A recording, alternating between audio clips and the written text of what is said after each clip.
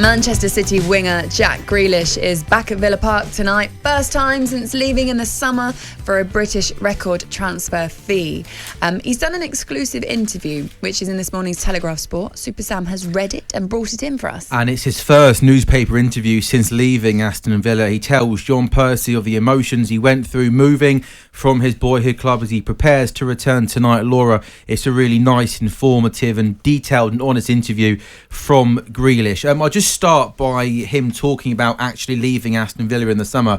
He tells John Percy, "I knew some people would be unhappy when I left, and I can see why some were like that. But I gave my all for the club every single year I was there. If I score, I'm not going to be celebrating. At the end of the day, I'm Jack Grealish, who loves Aston Villa. That will never change. I've had a season ticket since I was 4 and been a fan my whole life." He goes on to say, I thought this was interesting, "I was so close to coming to the West Ham game in October as we played on the Saturday. I was invited to sit with Christian Purslow, who's the chief executive, but I wasn't actually sure of the reception I was going to get, so I didn't go. Fingers crossed it will be a good one on Wednesday. I'll clap all 4 sides of the ground no matter what. If I get booed, it will be a bit awkward." He also says, "It's a club that's so close to my heart and I definitely hope to go back there. That's always been in my mind. Ashley Young has done it and I want to do the same 100%. It surprised me a little bit, Laura, that he was nervous. He didn't want to go back in October, worried about the reception he thought he was going to get. He is going to be there this evening.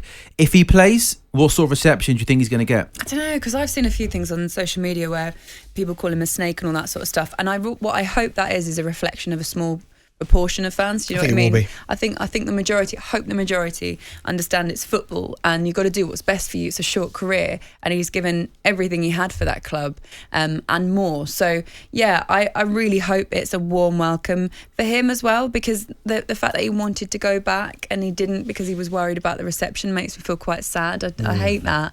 You can tell how much he loves that club and how much that club means to him and his family as well. It's not just him individually. It would have taken him a while to make that decision and decide where to go, and he deserves that move. He's a brilliant, very talented player.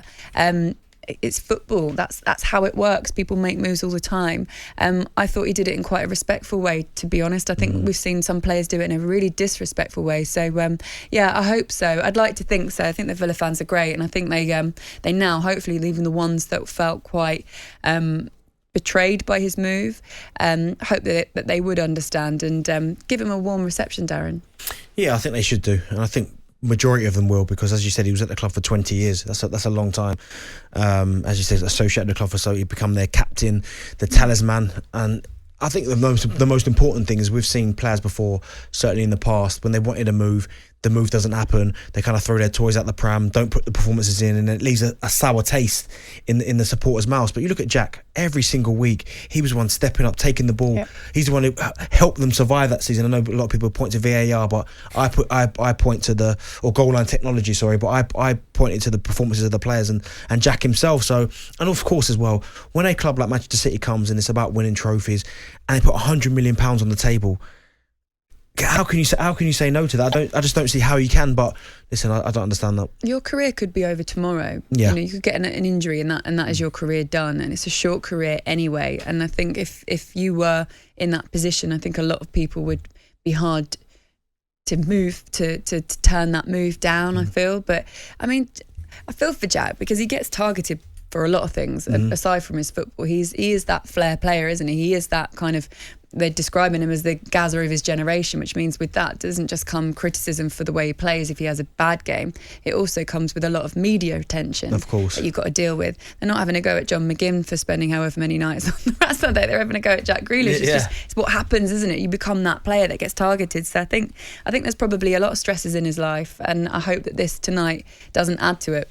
Yes, that's a lovely piece, Laura, with Jack Grealish in the Telegraph. There's also a really nice exclusive interview with the former Arsenal winger Robert Pires in the Times. Legend, please get Proper it right. player? Legend. One of Arsenal's best in the Premier League, yeah? Yes. I think you'll like this. This is very interesting. Tom Williams says this morning in the Times, in the 13 games he played against Manchester United with Arsenal. His record read 1-2, drawn 4, lost 7.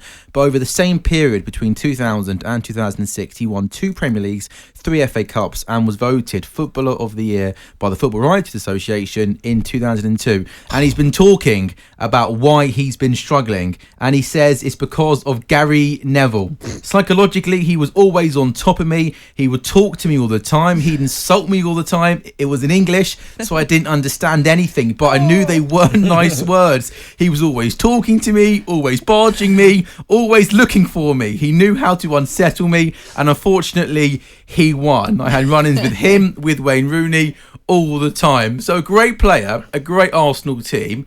But is that something that happens a lot on the pitch? If you're up against a great team, a great player, try and get in their heads, trash talk. Did that happen to you a lot, Darren? A little bit, but I always felt, and certainly with some of the centre-backs I went against, the John Terrys, the Rios, the best, they didn't really have to trash talk. They didn't need to trash talk you, did they? No. They could just play, do you know what I mean? But did Titus Bramble ever try and trash talk you or something like that? No offence, Titus, if you're listening. I played with Titus, no, but to be fair, it was quite funny. When we played, say, in an FA Cup tie against maybe a lesser opposition, yes. Oh, they'd be chirpy as Go anything. on, give me an example of something they say to you. It must be something like, oh, how do you play in the Premier League? You're rubbish. The first tackle would come in, smash you. You lot are weak, you lot are soft. Like, honestly, and then obviously you score a goal, the ball goes in the back of the net, and it's like, oh, mute. Yeah. Immediately stop. Yeah. But it always happens, but certainly at the Premier League level, and that surprises me but I guess it's a different generation because Pires was a top player, so... Is that stuff, do you think, in your day or even now, gets spoken about in the dressing room? You know, a lot of teams now have psychologists that work with them, sort of either targeting certain players mentally or even trying to help your players deal with stick abuse mentally? Or yeah, I think there's certainly more psychologists out there now in terms of just talking. It was kind of just coming in when I was kind of playing and coming to the end, but I think it's so important, not just for that fact, that Pires story, but just in terms of how to deal with things. Yeah. It may be a little bit off the field, probably more than anything. So it's really, really important. Good old Gary Neville. I know, of course, it had to be Gary Neville. You can ask him about that next time we see him at Sky, Laura. I will, yeah. I can't believe he said, I don't know what it was because it wasn't in English, but I know it wasn't good. Oh, yeah, I know. So sad, isn't legend, it? A legend. Any more stories from you? No, I'm going to come back at 7:50. How's the flat? Yes.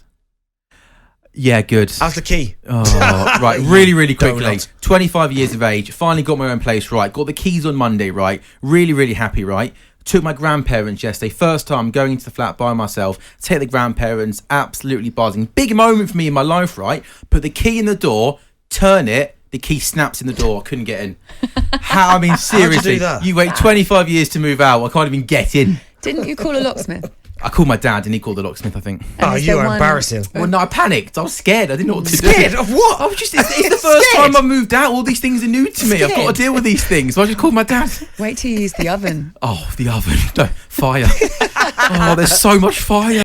talkSPORT Breakfast with Laura Woods.